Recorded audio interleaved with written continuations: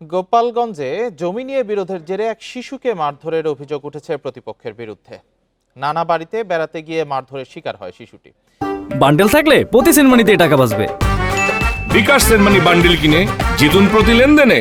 সকালে সদর উপজেলার ঘেনাসুর গ্রামে এ ঘটনা ঘটে। স্বজনরা জানায়, শিশু তালিফ মোল্লাকে আশঙ্কাজনক অবস্থায় নদীর পাড়ে পড়ে থাকতে দেখে স্থানীয়রা। পরে তাকে গোপালগঞ্জ জেনারেল হাসপাতালে ভর্তি করা হয়। শিশুটির বাবার অভিযোগ, দীর্ঘদিন ধরে জমি নিয়ে প্রতিবেশী বশির মোল্লার সঙ্গে বিরোধ চলছিল তালিফের নানার। এর জেরে বশির মোল্লা শিশুটিকে মারধর করে নদীর পাড়ে ফেলে যান। তার শরীরে আঘাতের চিহ্ন রয়েছে। অভিযোগ পেলে আইনি ব্যবস্থা নেওয়ার কথা জানিয়েছে পুলিশ।